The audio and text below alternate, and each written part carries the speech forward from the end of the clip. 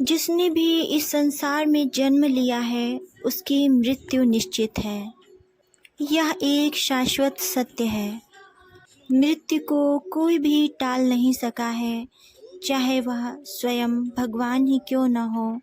यदि उन्होंने इंसान के रूप में अवतार लिया है तो उन्हें भी मृत्यु को अंगीकार करना पड़ा है। मृत्यु क्यों होती है? मृत्यु के बाद क्या होता है? क्या मृत्यु के बाद कोई सूक्ष्म शरीर हमें मिलता है कि नहीं मिलता है? यह सभी एक काल्पनिक विचार है जब तक कि हम स्वयं इन बातों को अनुभव न कर लें। यही सूक्ष्म शरीर जिसे हम आत्मा कहते हैं और साधारण भाषा में जिसे भूत कहा जाता है, मृत्यु के बाद की अवस्था है जिसे हिंदू धर्म में मान्यता प्राप्त है।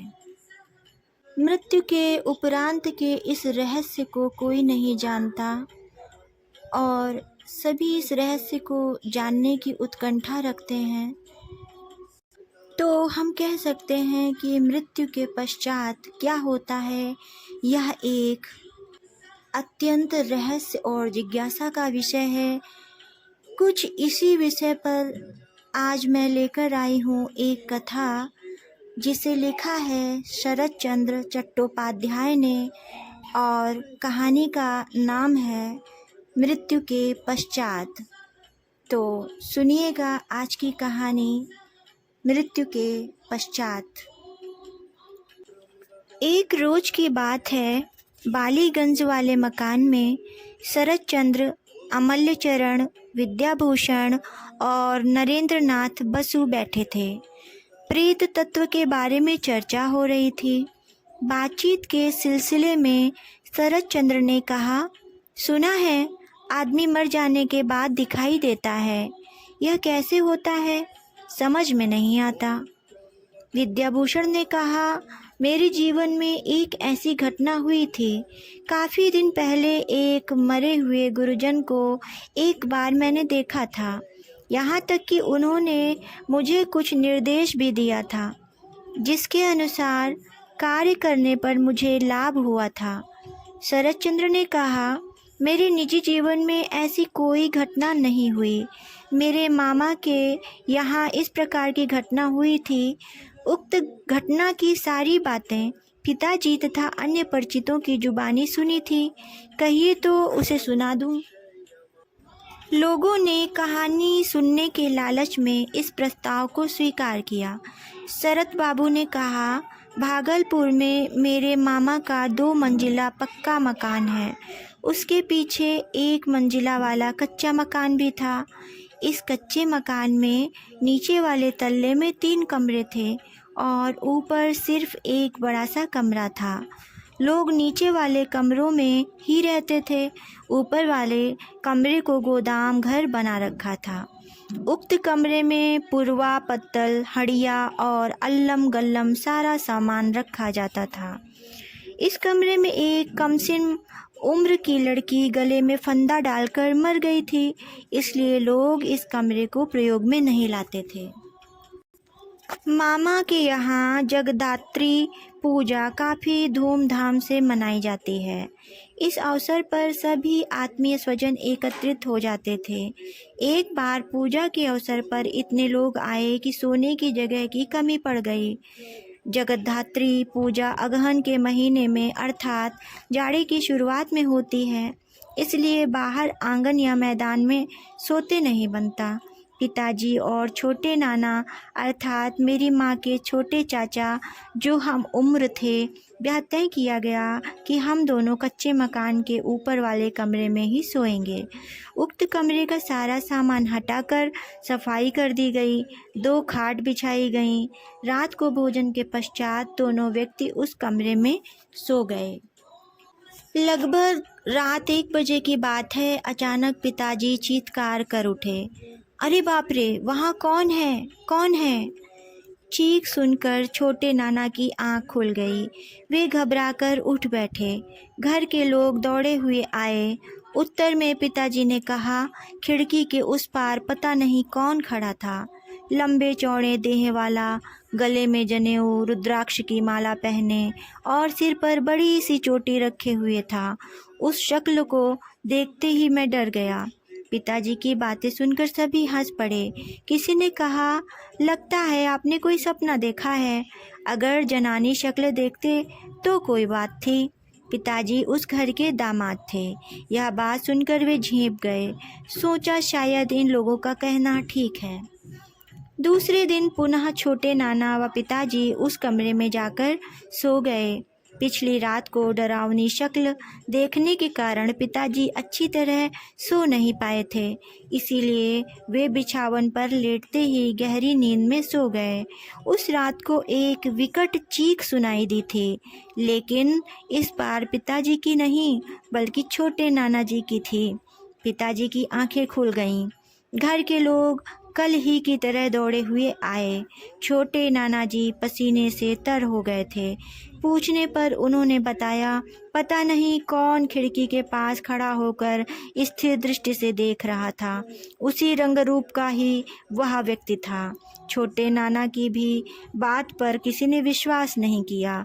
लोगों ने कहा, कुछ नहीं था साहब, कल बबुआ की जुबानी सुनी बातें तुम्हारे मन के भीतर बैठी हैं, उसी का सपना देखा होगा।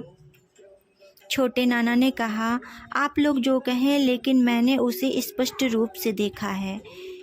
खैर, चाहे स्पष्ट रूप से देखा हो या सपना, पर अब हम इस कमरे में नहीं सोएंगे। हमारे नाना संपन्न व्यक्ति थे। अक्सर उनके यहाँ अतिथि आत्मीय स्वजन आते जाते थे। पहले के लोग अतिथि सत्कार में बड़े प्रवीण होते थे। जिस घटना को मैंने सुनाया उसकी एक कहानी है। घटना के 12-14 वर्ष पूर्व की बात है। एक दिन एक ब्राह्मण महादेव हमारे नाना जी के यहाँ आए। इसके बाद वे कहीं नहीं गए। हमेशा के लिए वह वहीं रह गए। लोग उन्हें पंडित जी के नाम से बुलाया करते थे। पंडित जी बड़े निष्ठावान ब्राह्मण थे। दिन रात पूजा अर्चना में लगे रहते थे। पिताजी और छोटे नाना जी की जुबानी रात की घटना सुनकर उन्होंने कहा, आज रात को मैं उस कमरे में सोऊंगा। दिन में तुलसी और धूना दे दिया जाएगा। रात को सिंहासन समेत नारायण को ले जाकर बैठा दूंगा, फिर देखूंगा क्या होता है। पंडित जी अपनी रुचि के अनुसार शांति स्वस्ति वाचन करने के पश्चात उस कमरे में जाकर अकेले सो गए। लेकिन उस रात 2 बजे के करीब जो घटना हुई वह पहले से कहीं भयानक थी। डरावनी आवाज़ में चीत्कार करते हुए पंडित जी बेहोश हो गए थे। कमरा भीतर से बंद था। उन दिनों दरवाज़ों में कब्जा नहीं लगाया जाता था, बल्कि आगे से बंद किया जाता था। बाहर से काफ़ी प्रयत्न करने के बाद किसी तरह दरवाज़ा खुला। मुंह पर पानी के छींटे देने तथा हवा करने के पश्चात कहीं वे होश में आए। सभी उद्विग्न होकर पूछ बैठे, क्या हुआ पंडित जी? उन्होंने सिर्फ इतना ही कहा, मुझसे कुछ न पूछा जाए, मैं कुछ नहीं बता सकूँगा। दूसरे दिन पंडित जी को बुखार आ गया। काफ़ी तेज बुखार होने के कारण डॉक्टर को बुलाया गया। कुछ दिनों तक इलाज चलता रहा, पर बुखार उतरने का नाम नहीं ले रहा था। 12-13 दिन बाद एक दिन उन्होंने मेरे नाना जी को बुलाकर कहा, इस बुखार से मुझे मुक्ति नहीं मिल सकती। मेरी मिट्टी काशी के मणिकर्णिका घाट पर जलाई जा सके, इसके लिए उचित व्यवस्था कर दें तो बड़ी कृपा होगी। अब सवाल यह उठा कि पंडित जी को लेकर बनारस कौन जाए। यह पहले बता चुका हूँ कि छोटे नाना जी और पिताजी हम उम्र थे। इन दोनों में काफ़ी घुटती थी। वे ही पंडित जी को बनारस ले जाने को तैयार हो गए। 2-3 दिन बाद एक नौकर लेकर पंडित जी के साथ ये लोग रवाना हो गए। बनारस में पंडित जी को एक तिमंजिले मकान में रखा गया था। छोटे नाना जी और पिताजी उसी कमरे में रहते थे। इस तरह कई दिन बीत गए। पंडित जी का स्वास्थ्य दिन पर दिन खराब होता गया। 3 दिन तक उनकी सांस की गति कुछ विचित्र सी रही। एक दिन आधी रात के समय छोटे नाना ने देखा खिड़की के बाहर से एक व्यक्ति भीतर की ओर झांक रहा है। छोटे नाना जाग रहे थे पर पिताजी सो गए थे।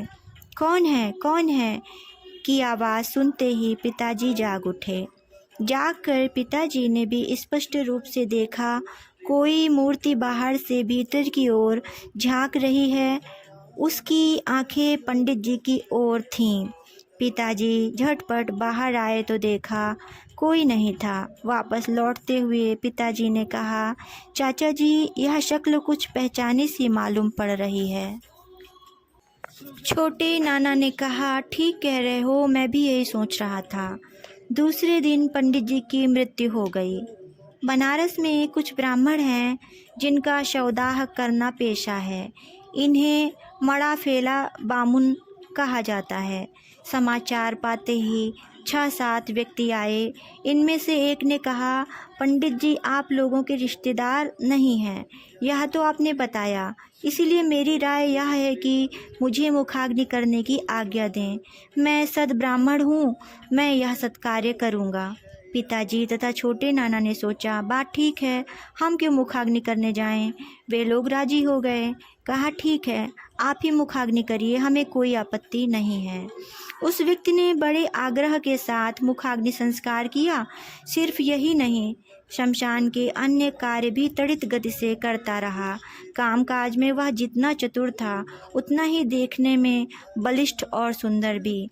इधर पिताजी और नाना मन ही मन सोच रहे थे कि इस व्यक्ति को कहीं देखा है, शक्ल कुछ पहचानी सी मालूम पड़ रही है, लेकिन कब कहाँ देखा है स्मरण नहीं कर पा रहे थे, इसीलिए दोनों चुप थे। शाम के समय लोग वापस लौटने लगे। जो लोग शमशान गए थे उन सभी को जलपान के लिए प्रत्येक को 8-8 आने पैसे दिए गए। सिर्फ एक व्यक्ति जिसने मुखाग्नि किया था वह दिखाई नहीं दे रहा था। छोटे नाना ने पूछा, आप लोगों का एक साथी कहाँ चला गया, उसे नहीं देख रहा हूँ। उन लोगों ने कहा, वे तो आपके आदमी थे, हमारे नहीं। इसके पहले उन्हें हम लोगों ने कभी नहीं देखा था। पिताजी और नाना इस उत्तर को सुनकर चुप रह गए। इन लोगों के जाने के बाद पिताजी ने नाना जी से कहा, छोटे चाचा, एक बात कहूँ, हम लोगों ने गांव में जिस व्यक्ति को देखा था यह वही व्यक्ति था, क्यों, ठीक कह रहा हूँ ना? छोटे नाना ने कहा, हाँ, यह वही आदमी था, इसमें कोई संदेह नहीं। वह जब मेरे पास मुखाग्नि का प्रस्ताव लेकर आया तभी से मैं यह सोच रहा था कि इस व्यक्ति को मैंने कहीं देखा है। कितनी विचित्र बात है, शवदाह कर गया पर कुछ भांपने नहीं दिया। गांव वापस आकर इन लोगों ने यह बात सभी को सुनाई। सभी सुनकर चकित रह गए, पर रहस्य की गांठ नहीं खुली।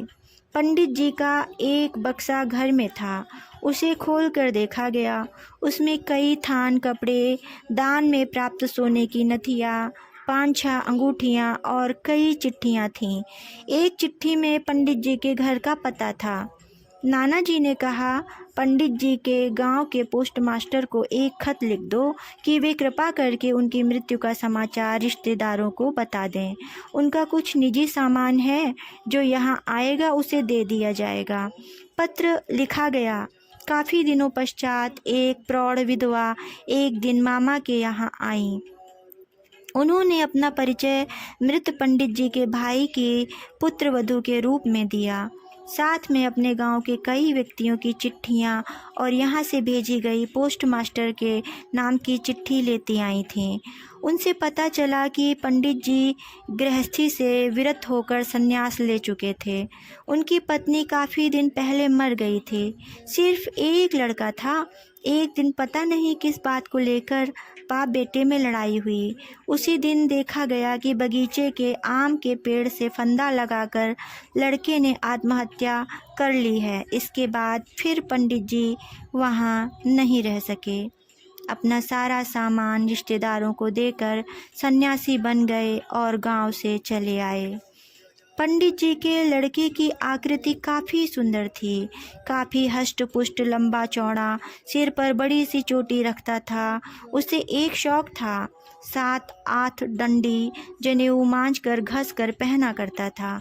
आकृति का वर्णन सुनकर पिताजी और छोटे नाना ने कहा, हूबहू मिल रहा है, हम लोगों ने जिसे देखा था ठीक वही। बाद में लोग यह समझ गए कि जिस व्यक्ति की आकृति देखकर पंडित जी बेहोश हो गए थे, वह उन्हीं का पुत्र था। इसलिए उसके संबंध में कुछ बताने से वे इनकार कर गए। आत्मघाती पुत्र शायद अतृप्त होकर मृत्यु के पश्चात पिताजी के साथ साथ घूमता था। अंत में एक मूर्ति धारण कर पुत्र का मुख्य कार्य मुखाग्नि कर गया। धन्यवाद।